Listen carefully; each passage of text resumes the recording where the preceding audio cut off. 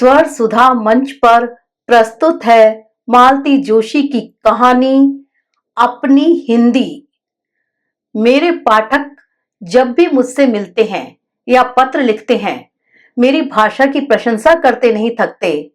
वह सरस है, सरल है, प्राणवान है, चित्रमय है, भावप्रवण है, गद्य में कविता है और भी न जाने क्या क्या।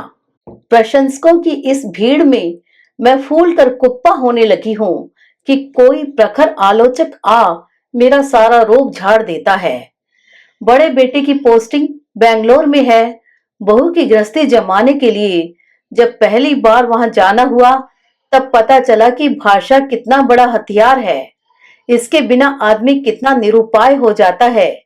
बाहरी दुनिया में पुरुषों का साबका तो दफ्तर में ही पड़ता है, वहां अंग्रेजी से काम चल जाता है, पर औरतों को तो रोज मेहरी से सर खपाना पड़ता है, दूध वाले से उलझना होता है, सब्जी वाले से मोल भाव करना पड़ता है। भाषा की बैसाखी के बिना वाणी एकदम पंगु हो जाती है। हम लोगों का तो यह हाल था कि मेहरी को सुबह जल्दी भी बुलाना होता था तो पड़ोसिन की मदद लेनी पड़ती थी। वे मराठी भाषी थी और 15 वर्ष बेंगलोर में रहने के कारण फर्राटे से कन्नड़ बोलती थी।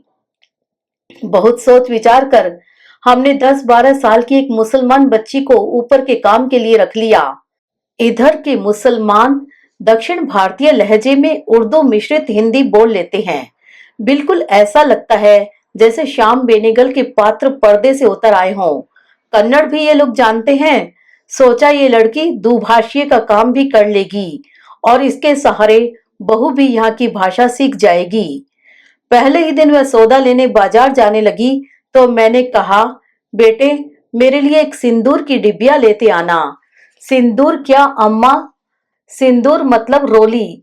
मैंने समझाना चाहा, फिर खुद ही समझ में आ गया कि ये बेचारी कहां से जानेगी।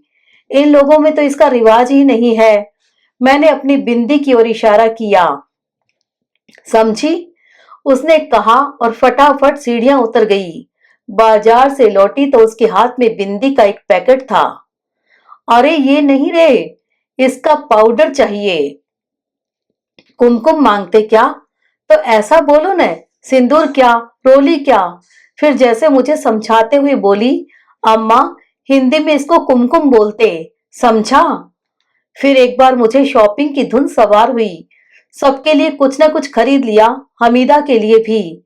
घर आते ही कहा, देखो हम तुम्हारे लिए चूड़ियां लाए हैं, पसंद आई? मैंने सोचा था कि सुर्ख लाल चमकीली चूड़ियों का सेट देखकर उसकी आंखें खुशी से चमक उठेंगी, पर उसे हंसी का दौरा पड़ गया। ये चूड़ियां हैं, उसने कहा और हंसी के मारे दोहरी हो गई। ये चूड़ियां नहीं तो क्या है? मैंने जरा सख्त लहजे में कहा तो वह थोड़ा नॉर्मल हुई। बोली, अम्मा चूड़ियां आसमान में उड़ती हैं, उसे चिड़िया कहते हैं। आपकी बोली में चिड़िया कहते हैं, हिंदी में तो चुड़ियाच बोलते। चुड़िया नहीं चूड़ियां।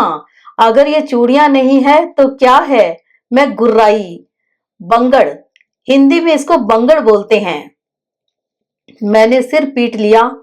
बंगड़ तो सीधा साधा मराठी बांगड़ी का अपभ्रंश था, पर मेरा यह भाषा विज्ञान उसे पचने वाला नहीं था।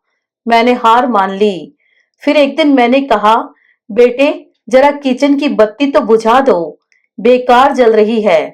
तो उसका उत्तर था, अम्मा बत्ती नवे लाइट, हिंदी में लाइट बोलने का। उसने टै पर जोर देते हुए कहा। मैंने अपने शब्दकोश में इसे भी दर्ज कर लिया। एक दिन कथा का आयोजन था। मैंने कहा, हामिदा कल नहाकर आना, हमारे यहाँ पूजा है। नहाकर क्या जी? नहाकर मतलब गुसल करके आना या लेके आना, यह मैं ठीक से तय नहीं कर पाई। बस गुसल खाने का सहारा लेकर गुसल गुसल करती रही।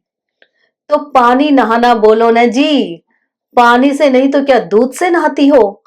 मेरे इस व्यंग्य को उसने अनसुना कर दिया और बड़े ही गंभीर स्वर में बोली, अम्मा इधर में रहने का तो हिंदी ठीक से सीखना मांगता, नहीं तो बहुत मुश्किल जी। काश उस वक्त कोई मेरा चेहरा देखता।